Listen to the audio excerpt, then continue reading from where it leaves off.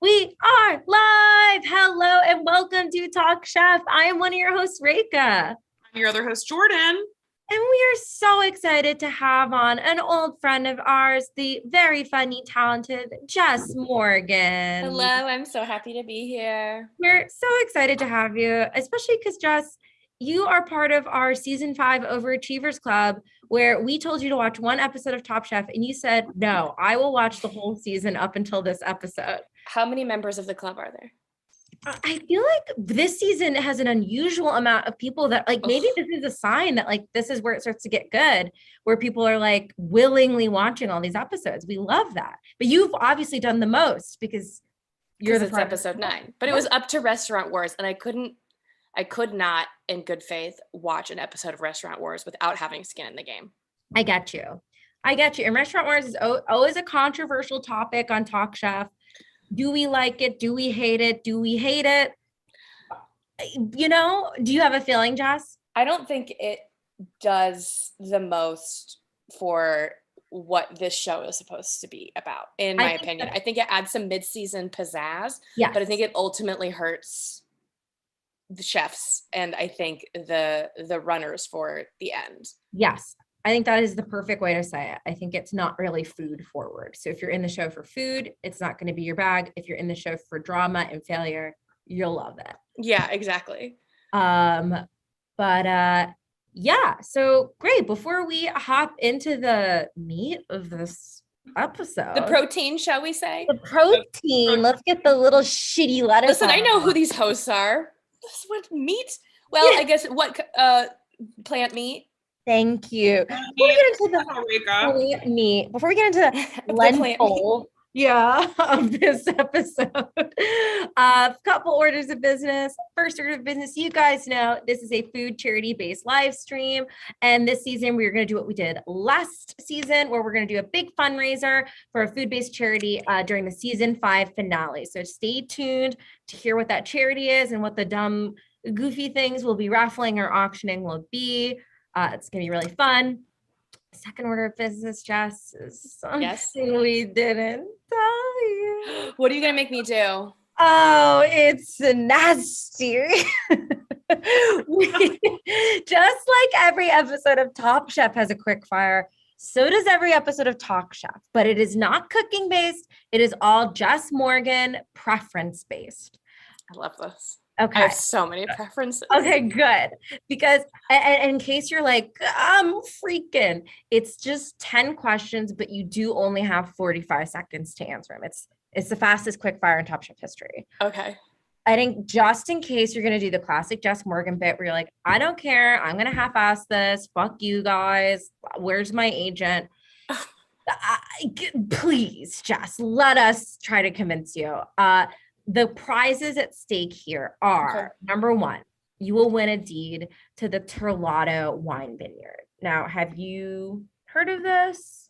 No, I'm not familiar with this. That's okay, because nobody really is. It is a wine vineyard that sponsored seasons 6 through 1000 to Top Chef.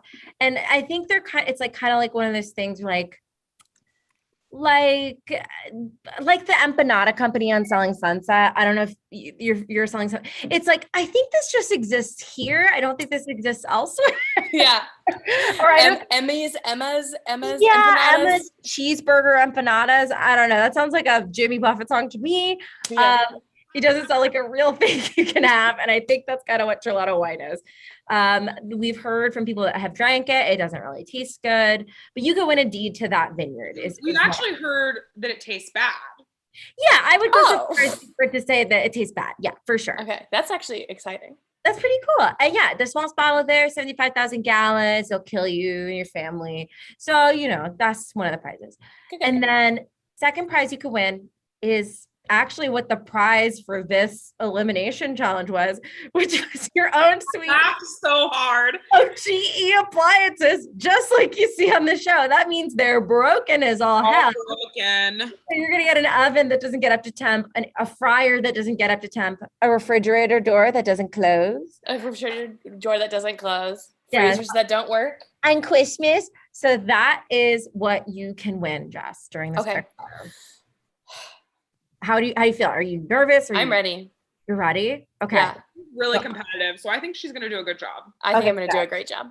Okay. So I will start the timer for 45 seconds after Jordan finishes asking question 1.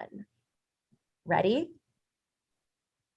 Okay. If you really needed a foot massage, like really, really needed it medically, would you let Stefan give you a foot massage?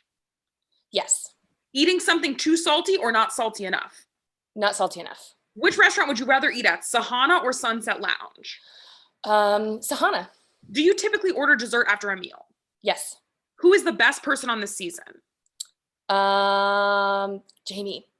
How many episodes could you make it on Top Chef? 1. What is your favorite type of restaurant? I like a southern, like deep fried, anything deep fried. Would you be front of house or back of house? Front of house. What dish should be on all restaurant menus? Ice cream. How great are Jordan and Reka? 100. Yes! Wow. The skin of your teeth. Yes, you did it. You did it. You win all the garbage. You did it. You win the bad things. I can't wait for my wine and my broken microwave. Yes. I have to say that the Stefan question was a real good head scratcher, Jordan. Like, if your foot was literally gonna, like, the doctor was like, it's gonna fall off.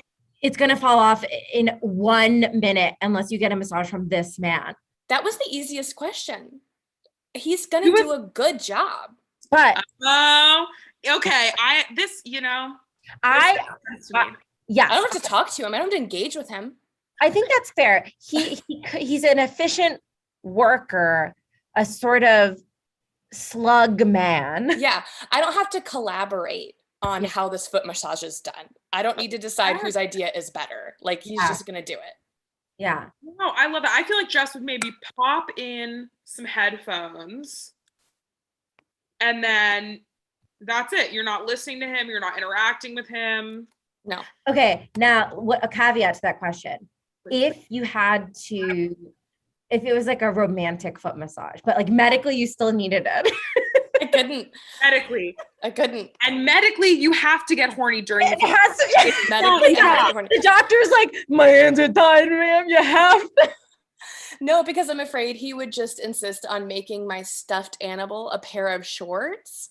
Didn't he do that for Jamie, like in episode 4 or something, where she was like, he keeps giving me gifts? Yes, he gives her weird things. And he made her stuffed bear a pair of shorts. And it was very upsetting. Okay. Sometimes I'm like, can I read or like, can I hear correctly? Can I read? When you said that, I was like, wow, there's a moment where Stefan takes a stuffed animal of Jamie's, skins it, and makes it into a pair of shorts for Jamie. And I don't remember it. And then you said it a second time and I went, I see. Wait, have you been watching Yellow Jackets? Is that what happened? Kendall and I just watched the pilot. No, not for me. The answers for me, the person that had the issue, the answer is no. Okay. Well, it's deeply out of context. I got excited. Okay. No. Yeah, I'm deeply sorry. Yeah, pop off in the chat if you would let Stefan touch to massage your feet. And now I have to come to an even more important question. I just want to make sure that you weren't in a panicked moment and made an accident. Jamie is your favorite person on this season? It's the only name I could think of. You're going to have to remind me of everybody's name because I watched all the episodes today. Okay, I didn't want to. I hate Jamie. I didn't want to say anything. I don't hate Jamie. I will say that. I'm sorry, Jordan.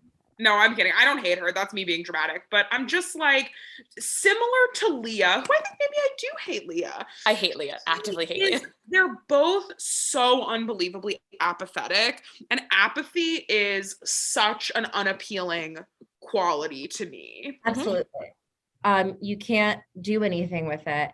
And it's just honestly from a really gross show busy point of view, it's bad TV. Yes. It's bad TV.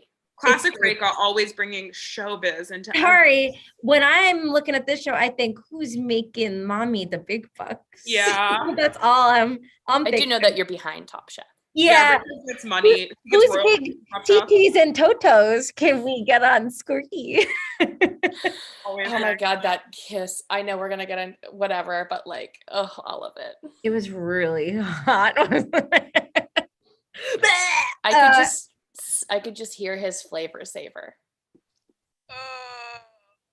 Yeah, it's disgusting. I'm so excited that this is the episode where the only kiss in Top Chef history on screen happens.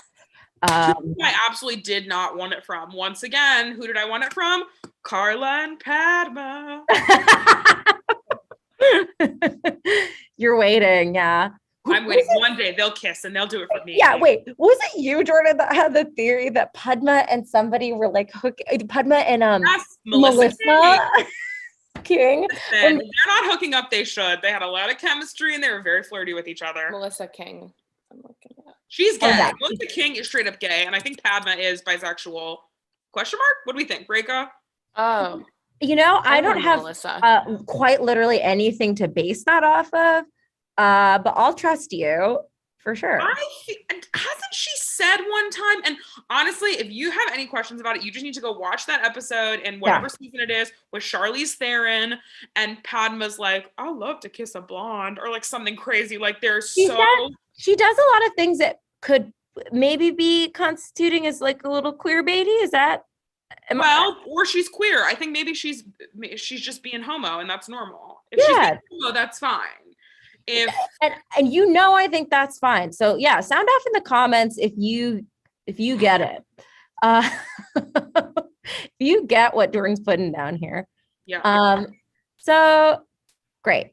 Let's jump into this episode. Restaurant Wars, everybody's favorite time of year, Restaurant Wars, with a quick fire. Yeah, and it had a quick fire, which is a little unusual. Yeah. And this is sort of a preliminary thing to something they do now in a better way, where they're like, actually, let's have you make a concept that is strong enough that you like present us with a dish of your concept, which I like as like a preamble if we're doing Restaurant Wars. I do not like this vibe from some of the chefs, i.e. Jamie, that are like, I don't want to win this challenge because people who lead Restaurant Wars like go down. But is she wrong? Like, I think that it's self-sabotaging, yes, but it's not ethical how she's playing. Yes. But this shouldn't be an episode. Yes, you're right. She is not wrong. I think in my mind, I'm like, if I want something bad enough, I think I'm not thinking the way she is. But maybe I'm the brain. Yes, this is my thing. If she had wanted to win anything else, I would have been like, okay, I get that for Restaurant Wars. My problem is that she doesn't want to win anything. She just wants to I think she always wants to skate by. Yes, all the time. And I'm like, well, then you shouldn't be on the show. Jamie? Yes. But she was so up in arms about who was eliminated in the last episode. It was Ariane. About Ariane always just beating her out. For like 3 episodes in a row. She was like, why does she keep winning? Like, mine's better. I believe that she's trying to win. Sound off in the comments if you think Jamie's trying. That's a hot take. That's the hottest take we've had on this season. It's a hot take. And I respect it. Listen, that's why we like to bring guests on so that Jordan and I aren't just the echo chamber. We like a diversity of opinion here. Yeah, I'm your family member on Facebook.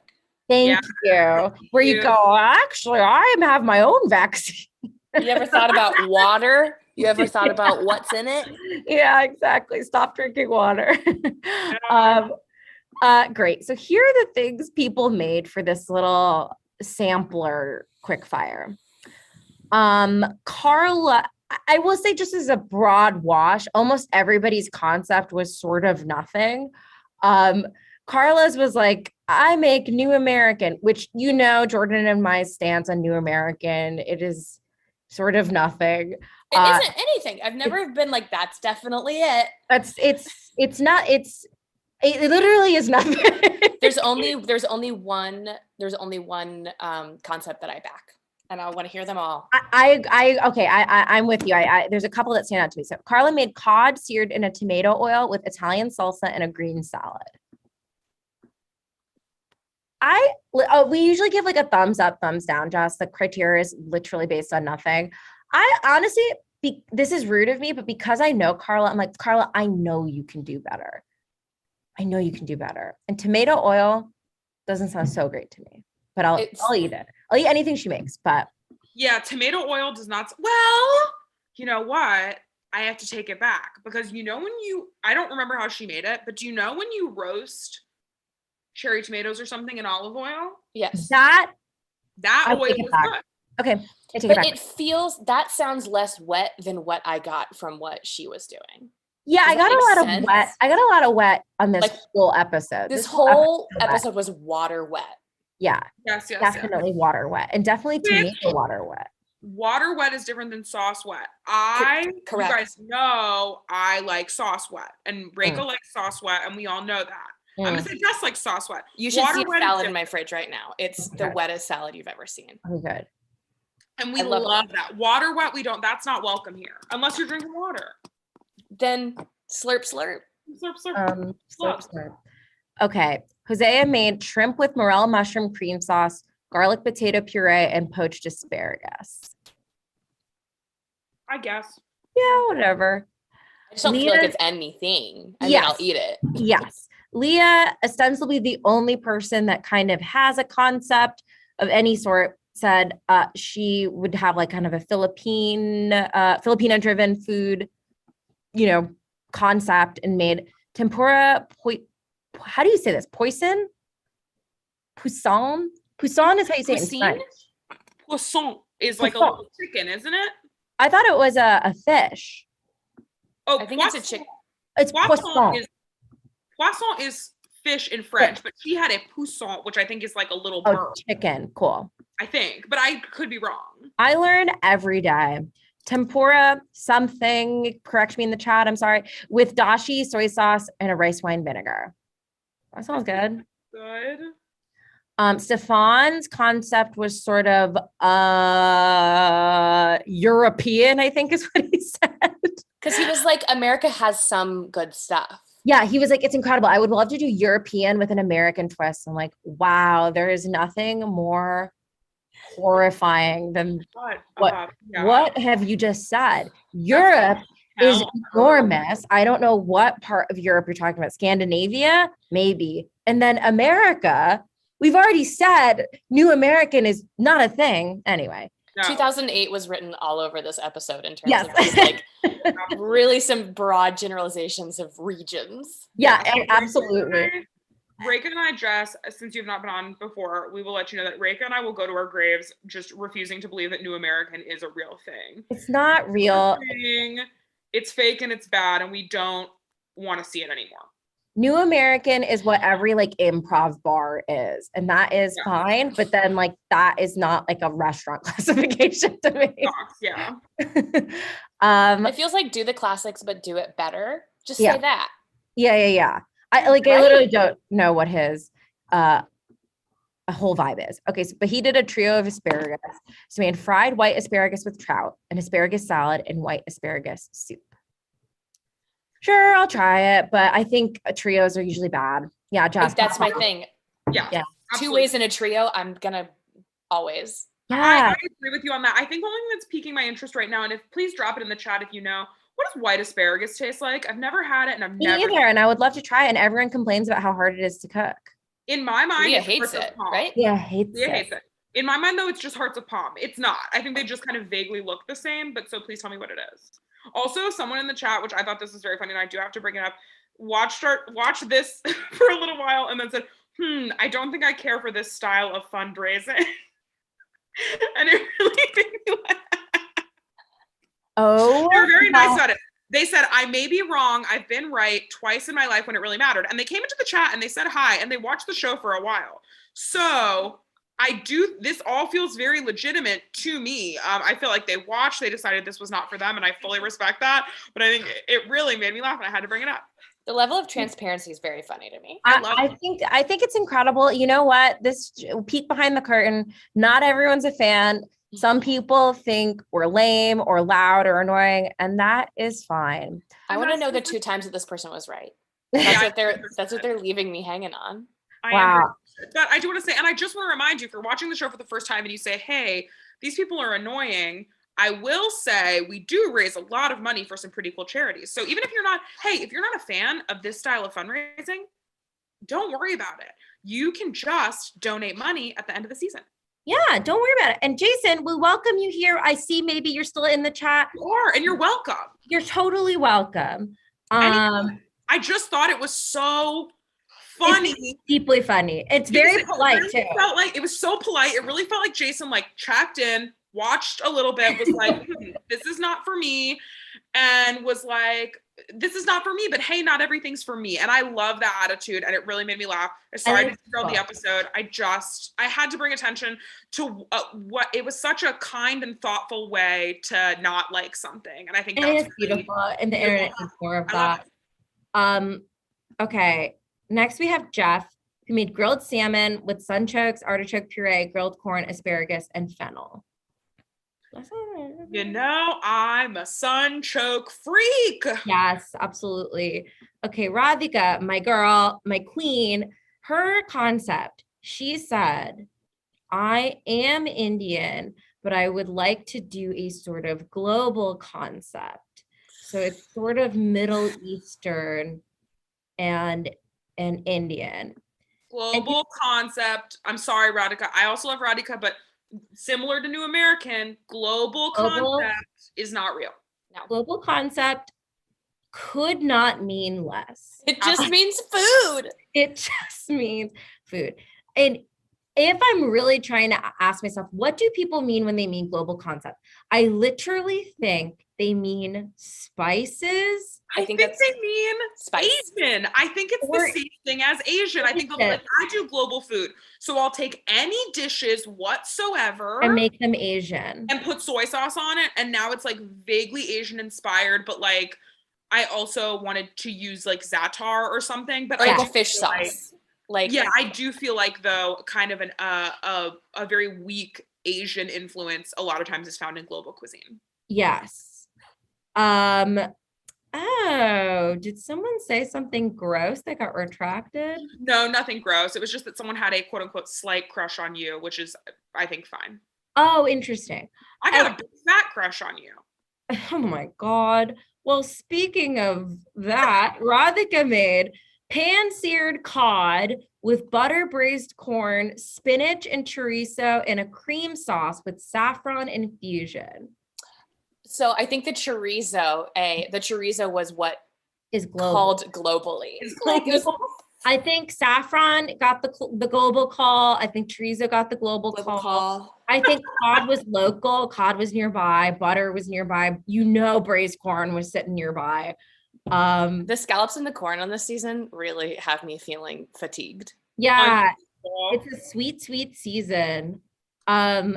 Okay, speaking of corn, Jamie made for her question mark concept restaurant creamed corn with bacon, peas, garlic scape, and a Chilean sea bass and an arugula tomato salad. That sounds good. Jamie's concept was I use fresh ingredients. I'm going to give a thumbs down to that concept. Yes. And I'm going to give a thumbs up to the dish because the dish does sound good to me. I feel like that's like if someone were to say that today, it feels kind of, and maybe this is me reaching too much, it feels kind of classist a little bit to me. It's like, I use fresh ingredients. And I'm like, yeah, anyone that works at like a nice restaurant is using fresh ingredients. Most people that like, first of all, we've moved to a point in time where we're no longer demonizing like frozen and canned ingredients, which I like. I think that's important. Like frozen seafood is often fresher than like raw seafood that you see at the grocery store. But yeah, it just feels kind of like, it's like, okay, great. Good for you. I'm glad you have that. I also wonder though, like, is her statement as grating in 2008 as it is now? Absolutely not. This is just like looking back. Yeah. It's because it's really unappealing when she says it now. It's like, oh, wow. At every restaurant in like 2008 is like, we are farm to table, regardless of what their actual, like, we're a Mediterranean restaurant. They're all like, no, we are farm to table, meaning we get vegetables from a place and bring them here, which is what all restaurants do. You're like 100%.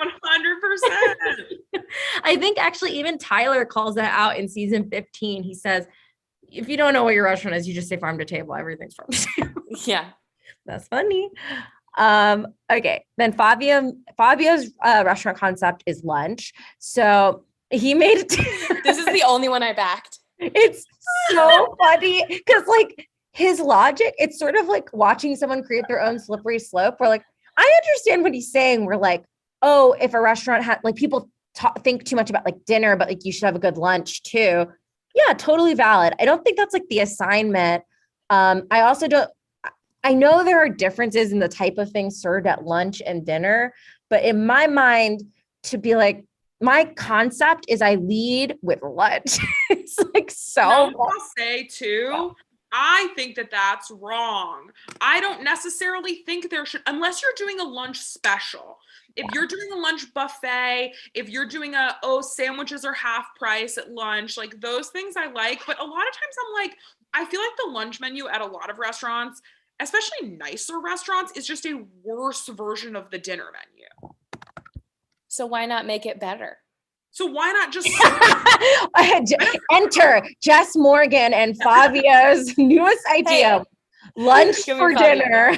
Lunch for dinner, but it tastes good. Yeah. Listen, I'm done eating by 4 p.m. So I'm going to back somebody talking about lunch all damn day. It's just so funny. Yeah. I don't know. It made me laugh. So he made tuna and swordfish carpaccio, roasted vegetable salad, and a filet mignon sandwich. This sounds awesome to me. He got so mad about the sandwich. I will say, I think you could have just served the sandwich and made it like really good. Yeah. I don't know why he needed a dual fish carpaccio or roasted vegetable salad that I can guarantee tastes bad. I don't know, and he did not like it being called a Philly cheesesteak, which I'm like, okay, wow, rude. I don't know if I want swordfish carpaccio.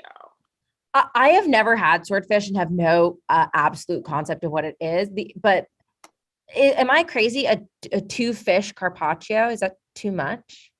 I think a 2-fish carpaccio is maybe fine depending on what the fish is. But for me, the whole point of a carpaccio is like it's kind of light, and swordfish is like a very like heavy, meaty fish that I really enjoy cooked. But I don't really know why you would eat it raw. That doesn't make sense to me. But please drop it in the chat if I'm wrong and swordfish raw is delicious, and I'll absolutely go try it. I have a hard time with a carpaccio because I always associate it with the beef. Oh, sure. And you don't like the beef?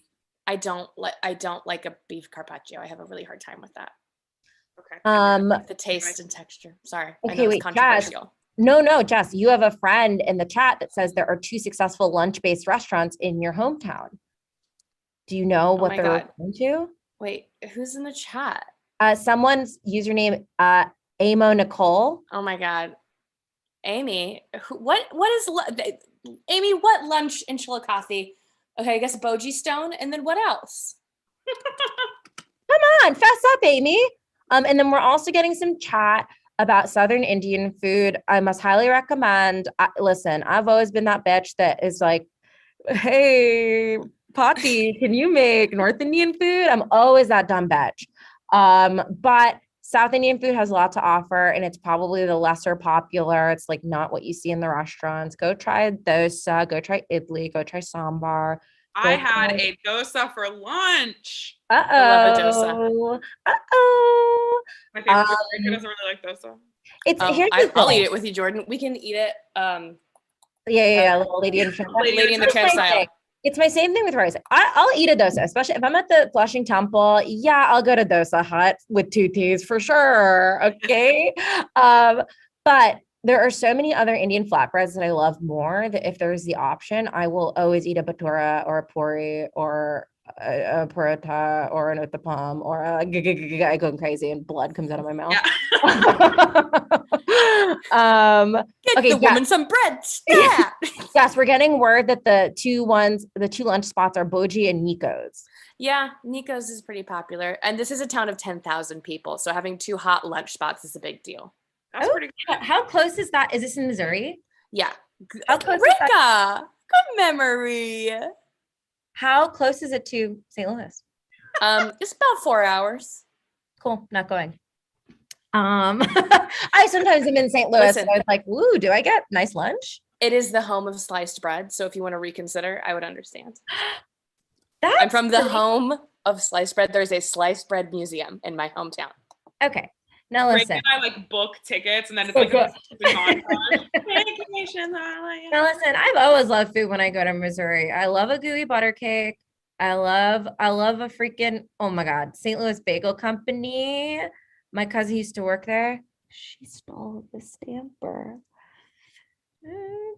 Don't call the police. Don't call the police. Don't call the police. We don't do it anymore. Please don't call the police. We lost the stamper, but she used to give us a free dozen bagels once. Okay.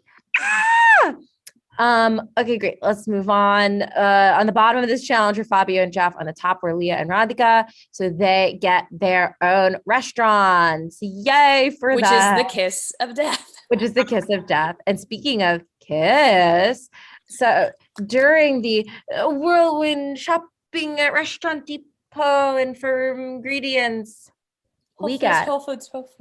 The first and only romantic kiss on Top Chef in the history of the show. Tell me. What did we all think? Okay. Now, on a scale of like really hot to super hot, where do you fall? Super hot. Okay, cool. I'm gonna actually disagree with Justin. I'm gonna say really hot. Okay, whoa. Okay, so still hot. Interesting. Yeah, I would say when this show aired, I think it fell off the mark even then. Because this show is so much about food. It was just, and there's so many other shows like this on Bravo. It's like, what? Like, who cares? Yeah. It was so, and it was also just, I mean, I don't really want to watch anyone in real life kiss, I guess. I think ever. It's so like to see two people like on a couch from far away, I guess like POV raccoon, or something, like watching two people kiss on a chaise lounge and be like goo goo gaga is like, no. Correct me if I'm wrong, but did he see a camera or sense a camera and push her body away at one point? Yes. That's the moment that I thought was really hot. When he pushed her off of him because he saw a camera. And yes, Christina's bringing up good real intel, which is that both of those couples split up. I'm shocked to death. It's, but now Jose is married with a child. I think Leah's kind of out of public eye, and I think this really took a toll on her. Well, it shook them to their cores for prep and mise en place. Oh my God. They had that like little awkward dance that they were going through. Less yuzu, just start it all over. Yes. Okay. Yes. Yeah. Bad to kiss. We hate this kiss. If you like the kiss, sound off in the comments. You're maybe alone. Yeah, if you like the kiss, explain yourself. If you like the kiss, I want to see your lower back tattoo and your Nickelback collection. Yeah. Oh, Christina's pointing out that Leah also left the country for a while to get away from bad publicity. Yeah, it does suck to do this kind of shit in the public eye, because especially maybe you don't realize how popular Top Chef is getting, but it's like, you gotta be aware you're on camera at all times. Was she villainized more than he was? I'm 1,000% certain. I mean, there's no way in the history of the world. I mean, yes. Also, what I'll say, the one thing that I will say is that I think it didn't help that she already was not liked. Like she already was not liked on the show, and then this on top of that. I think even if this didn't happen, she would still have not been well received. I think she's crowd favorite. I don't think she would have needed to leave the country because of it, but I do think that is also part of it. Agreed. All right. So then we get the naming of these restaurants. Radhika's restaurant is called Sahana, which is like strength, power. Her team that she chooses is Jamie, Carla, and Jeff. And I think this is the first and only time I've ever seen this, but that the like team captain is front of house. Crazy. It was absolutely wild. And I felt like we just saw everything disappear in front of us. All possibility of Absolutely. something spectacular just Anything evaporate. good, yeah. It's a bummer because I don't know if the like precedent was yet understood by this time that like if you're the captain of the team, you're kind of always the executive chef. You're always running back of house. And it just, I like almost wish someone had just said that to her to be like, you should run back of house. But they gave her that out. They were like, are you sure? Yeah. Well, because she wanted who to run front? She ask Jeff or something? She asked Jeff and he was like, I'll do it if you need me to, but I don't want to. And then she let that blow her over, I think. Yeah, she kind of was like, oh, I guess no one wants to. I'll do it. It's like, no, if this is your name, like, because sometimes it's like a knife pull that makes you the captain, and that's like stupid. This is like actually your restaurant. Like everyone's following your concept. So like you should be back of house. So this is kind of doomed from the start a little bit. And then we get Leah's team, which is her, Hosea, Fabio, and Stefan, which is named Sunset Lounge, which I think is a terrible name. Yeah, I'm obsessed with it. Horrible. This sounds like I feel like there's like a place in like an outdoor shopping center, like a mall shopping center type place that like has a bar. Is called I think it sounds like one of two things. I think it sounds like if you work at a company that is on Sunset Boulevard in Los Angeles, so maybe you work at like Netflix, they call their commissary the Sunset Lounge or something. It's like too small. Or I think it sounds like a little like a little pornography house or something salacious. A pornography house? A house. Get off like a production house? Like production? Like maybe something of the sort. Yeah. Okay, I love it. And here's why I love it. I think it's kitschy. I think it's stupid. But I also think when we go to Pier 1 to spend $2,000 on weird, $5,000 on like weird giraffes and two big candles, like lean into the kitsch, which nobody ever does, which is fine. Yes. But that's the reason I like the spirit of the name, although I don't think their intention was kitsch. I think their intention was earnest, so therefore I should hate it, but I just can't. Oh, this sounds so cool. He was like, our concept just came together. Yeah, Hosea was like, I don't think anyone in the history of time has ever come up with such a solid concept in 24 hours. I'm like, oh, okay. Yeah, that's very funny. Also, like that mention when they're in Pier 1 Imports, and they're like, we just got everything that kind of reminded us of the East. And I was like, it was so hard to watch the stuff that they were dragging across that floor. What those giraffes, when Jeff was holding those huge giant giraffes, I was like, my guys, your concept you said was Indian and Middle Eastern. Get the giraffes are trespassing. You have to arrest them. And Fabio is the front of house in this restaurant. So for Sahana, our appetizer was a curried carrot soup with smoked paprika oil and raita. That looked good as hell to me. That looks great. Yeah. The other appetizer was a chickpea cake with seared scallop, masala tomato sauce, and arugula salad. That also looked good to me. No, I'm so, because I watched all 9 episodes today, I think I can't look at another scallop. That makes sense. Okay,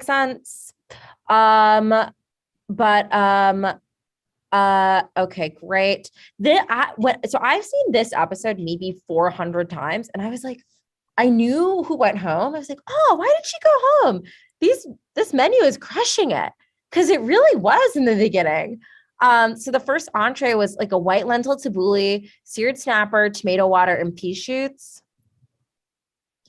This sounds a little bland to me. Yeah. What sounds worse to me than tomato oil is tomato water. Tomato water sounds water-based water. Yes. Water-based water. Why are we doing it? And people make tomato water on the show all the time. And maybe I am wrong and that is okay, but it sounds bad. We should come up with like a tomato consomme, whatever. Yeah. Just some kind of texture, for the love of God, especially if it's was it on a fish dish? Yes. It was on red snapper. I can't you pull it out of the water to put it back in water? I don't think so. Yeah, Toby. Hey, Toby. No, Toby said something so fucking stupid in this episode. I wrote it down. Hold on. Okay, other entree was a cinnamon and saffron braised lamb shank with Israeli couscous. I don't love lamb, but I'm interested in the spices. I'm interested in the spices, yeah. Okay, for dessert, we get a spiced chocolate cake with creme fromage and cashew brittle and 2 frozen yogurts. One is fig and one is minted. And then there's little baklava cigars. That sounds great. I know it was soup, but that sounds great. It sounds so good. And then Toby Young says, this dessert is a bit like the life of Elvis Presley, where it started good and then someone interrupts and goes, ended on the toilet. He's like, oh yeah, it gets there. And I'm like, you are reaching, like, wow, did you break your back reaching that far? Like, oh my God, man. Truly, the number of like allegorical, like metaphor joke digs that he gives is just like, my dude, exit the space. Yes. Exit. And Tom interrupting him with the punchline, I saw crush his spirit, and I loved it. Yes, I thought that was incredible. I think everyone should try to predict his punchlines, and it's actually awesome that he doesn't remain on the show for a long time. Very good.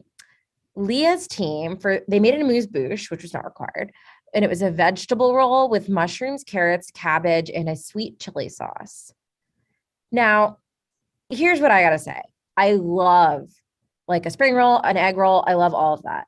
Sure. 1, make the best one in the world. 2, I may be ignorant. Is an egg roll Filipino? And 3, this has no like sense of play on it or like elevating or like doing like the best version of it. I'm just like, aside from the fact that it was a amuse-bouche sized, that was the only play on it, is that it was super tiny. It was like you said, like if you're gonna do it, have like, it was not required, so it has to be spectacular. It has to be spectacular. Like make a perfect egg roll. That sounds awesome to me. But Fabio even leads with like, I know Asian food. I love Asian food. It is not my strength. I'm like, great.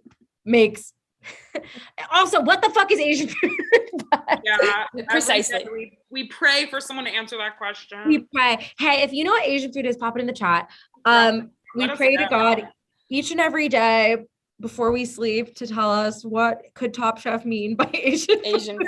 And why in the first like 8 seasons of the show, anytime someone wants to make an Asian dish, it is just firstly Chinese and it just has soy sauce on it.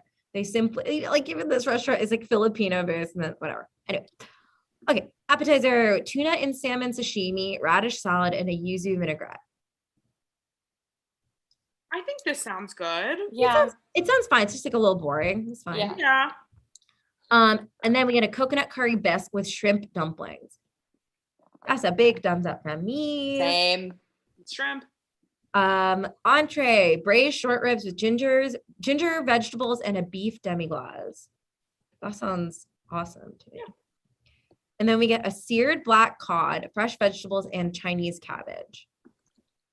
Now, it sounds okay to me. It doesn't sound necessarily super flavorful, but then you see what they saw. Like when I saw them bend it like that, I was like, that's really nasty. Yeah, I think I can't divorce it from what happened. Yes. Where she had to like create terrines inside of her fish that then did not still get cooked because the bones were so in it. Yes. It looked like it looks very like rubbery or something. Yeah, that like image is yeah, like you said, that's hard to divorce. I would eat the Chinese cabbage, but they said it was really salty, so we're not gonna eat it. So I guess I can't eat it. So I'm left at a loss. For dessert, we get a chocolate and rice parfait with grapefruit jelly and pineapple. Yeah, I'm gonna fucking eat that. Go off, Jordan. What's up? Gelée. I don't like jelly. I don't like it. I don't like jelly type things either, but it's a citrusy one. If it brings acid, I'm okay. Yeah. I like acid, but I'm still just like a gelée feels like. This said jelly, but a gelée I normally am not in for. But are they okay? I maybe misunderstood. I could potentially get into What's the difference between a gelée and a jello? I would say a gelée is more like gelatinous. It's like a harder, like a jello. I feel like you could hold a gelée in your hand. But it still feels like wetter to me than a jello. If that yeah. I think it's a wet jello. Okay. I don't like that. A less than perfectly sat jello. And then the other dessert was lemongrass and ginger panna cotta, peach puree, and ginger honey. I don't like panna cotta, but I'll try it. I think those sound like a really great way to end a meal to me. Yeah. And then also you get Stefan's little freak lollipop thing, which is cool at first, but you realize he does it like 7 times in the whole time. Like he does it in the show a lot because he reappears on the show in a later season. So that's kind of cool of him. And that lollipop was like mango, chocolate, and mint. That sounded cool. Yeah, I would eat the shit out of that. So then we get to judges table. Top is Sunset Lounge, and Stefan is the winner. They said his desserts like basically were the best dish of the whole night, and maybe even saved that team from Leah's dish, which was the worst of the whole night. Yes. Which I believe to be true based on reactions. Absolutely. And then on the bottom was Sahana, and Radhika was eliminated for not putting her foot down and standing up for her rights, whatever. I feel bad. As much as I like Radhika, I felt like it made sense that she went home. Minus the fact that I like want Jeff to go home. I am like, I think she goofed. I think it's one of those things where you ask, like, does this person want to be a top chef, whatever that means? And it's like, she didn't particularly look like she wanted to lead the team. And so like, I guess I have to say no. And that's this hard. episode doesn't exist. She's still there because she's not forced to lead a team. Yeah. To get kind of bullied into front of house. Yeah. Like I believe that there's room for all personality types inside of being a competent chef. Yeah. And Restaurant Wars does not allow for that. No. Restaurant Wars is like, what if you did something that has maybe 20% to do with being a chef and 80% to do with chaos? Yeah. It's good TV because the biggest personalities shine the most in Restaurant Wars generally. Yes. It's sad. It's sad that she went, but it did feel like the second that she had Jamie on her team and let Jamie make decisions, it was like the kiss of death. Yes. Her confidence just slowly got snuffed out more and more and more. And the fact that she did not intervene with Carla, right? The dessert, that was a big problem. Why? Yes.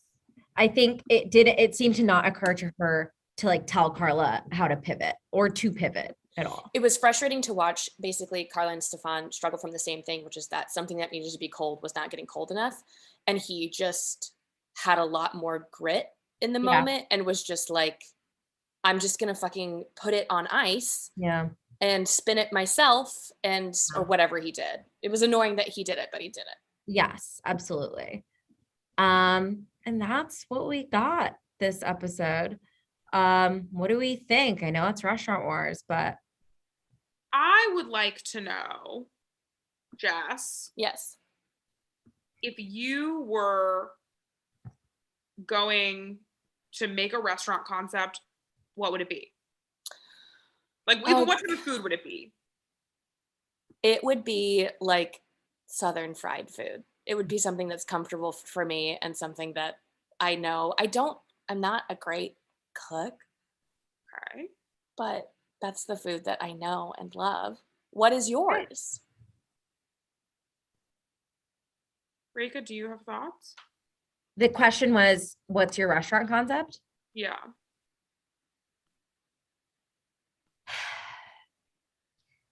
Is it enough of a concept to have stews that you can pour onto flatbreads from any nation? Yeah. Yeah, big gravy-based vegetable dishes and tons of different flatbreads. I love that. Thank you. I can't even generate a full concept. I can generate a cuisine. Yeah, that's why I'm like, it's okay, hard. Can I really shit on these people? I'm like, well, I'm not a chef. Yes. Absolutely. That's what I have. Yeah. Yeah. Oh, Beautiful. No, I would just do a dairy bar. I changed my mind. I would do a celebration of dairy and just have all sorts of, because that's the cuisine. I'm gonna call it a cuisine that Milk. I cannot live without, is just a dairy. Milk. Okay, I like Cheese, milk yogurt. as a restaurant concept. Milk as a concept for restaurant. Milk is milk as a concept. my concept. I'm sort of doing like a global like milk thing. Yeah. Milk's from Asia. Yeah, milk from Asia, sort of pan Asian milk. Yeah. That's incredible. Well, Jess, thank you so much for joining us. Where can people find you? You can find me on some stages in New York City when Miss Omicron is a beeping and bopping. I got a few shows coming up. Can I plug those? Yes. I've got a show with my team, Current Ex-Boyfriend, at Caveat in New York City on the 19th, if the theater is open. And then I've got with my musical improv team, Rumple Teaser, at Asylum in New York City on the 31st of January, if New York City is open. And Dear Kiko at the Bell House on February 3rd, if New York City is open. Incredible. Oh, that's a great slew of shows. I was like, there's shows?